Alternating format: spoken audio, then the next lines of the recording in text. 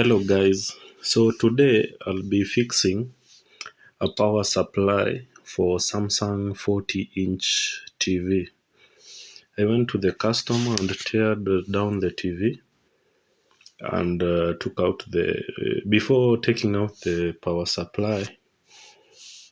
First I checked it did not show any blinking light or produced sound or turn on by any means. So I removed the power supply and diagnosed it, checked first the B plus, there was voltage there, and tried to test some components. So I found out that there was a short to the diodes which produced the 12 volts, and found a donor board which I used to replace the diodes with. If you can check clearly, the two diodes on the far right, the second one from the left, replaced it, and after replacing, tested the voltage. There was no short to ground. Yeah, and I got the 12 volts for testing, and also all the voltages were present for the backlight. It's a Samsung TV, so the first test for a Samsung TV, before doing anything else, you remove the main cable, power cable, from the power supply cable, and if the lights turn on, the power is good.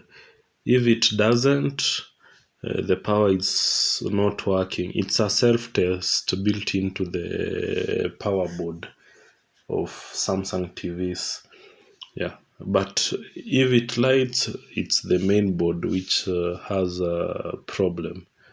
Yeah, I'll be doing such videos to explain. So when I returned the power supply to the TV, there was the LED light, and now it started producing the sound of the picture, but there was no picture. But when I took a flashlight and tried to look at the screen with it, I could see faint pictures at the screen. So I thought myself, what could be the problem? Removed the power board, tried to see if the backlight will work. It never did. So the next option was to remove the screen and the backlights. Most of the backlights, when you remove from the screen, if they are burnt or the TV is old, the reflectors usually change color from pure clear to somehow yellowish, or they turn due to prolonged heating. So when I checked the strips, they were somehow new. The TV was not that old. So I took out my meter, tested the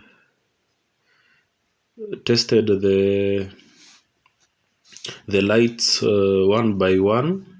The lights are 5 volts, but even you can use 3 volts, and they should light if you try each light on the strip. When I tried all the lights, they were working. But when I tried, I used a laptop charger which is 19 volts, because one strip can work with the 19, or this type of strip can work with the 19 to 24 volts there. So I tried, and the whole strip was not working, but single individual lights were working. I tried all the 3 strips, and none of the strips worked. So I remembered, because I've ever come across this. There is, when you check on the strip, there is a fuse, one fuse, not parallel, in series to the LED lights. So the fuse, I measured the fuse. You'll check on the there on the lights. I'll zoom in. You'll see that kind of fuse. In each strip there is a fuse. Yeah, and measured all the fuses, but all of them, they were burnt. So because I'm sure I cannot get that fuse, I just used a resistor fuse, or you can also use a strand of wire, because I'm trying to teach people to fix with the very unlimited resources, because where I live, to find stuffs to replace, it's very hard. So we'll be using very limited or donor boards, or to fix. So I replaced the fuse, and after replacing, tested the light, and it actually worked with the laptop charger. So the laptop charger was not bright, but I have a China inverter, which I use it with 12 volts. And that one, it self-regulates from 20 to 60 volts, 300 milliamperes, I guess so. And tried with that. The light turned on, the first one turned on. So I went and tried out to the other 2 strips. The 40-inch Samsung usually there are types. The one which I'm working with has 3 strips. So I tried with the other 2 strips, and there was a light at the strip. So after testing, I fixed back the lights to the TV, placed the power supply, and it actually worked. The TV now turned on. There was pictures showing with the sound. So why did this happen? The place I live, there is usually blackouts most of the time. Yeah, and I'm sure the client never used any guard to protect the television. So there was power surge,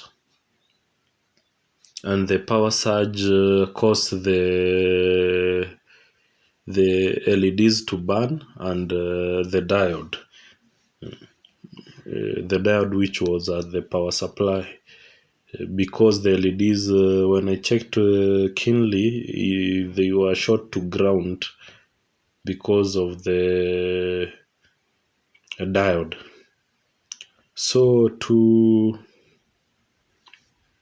prevent this, you need to use at least a TV guard or any electronic guard so that during power surges,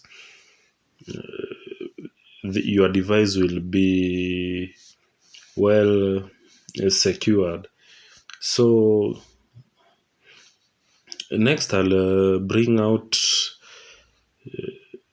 videos like this showing the best example and how to fix and support by following the channels, everything. And if you have any problem or any ideas, follow the comments. I'll read them through and learn also. And if you have any questions, I can also assist where I can using very little resources. That's my aim, to fix stuff. I've done this job for around 15 years. Yeah, in Africa. So I guess I have clues of some stuff which I can help. So watch out for the next video. I'll be showing, I'll be running back of common stuff that can be fixed with very little amount of cash, or you can do it yourself.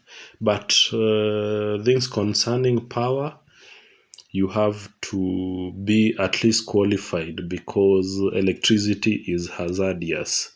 So be keen while doing it. If you cannot, and if you have no idea of dealing with the main electricity, please take it to a profession.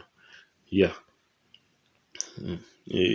Electricity is very dangerous, so I'm doing this as a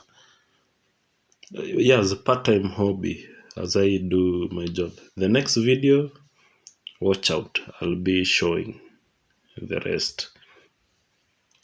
Thanks guys.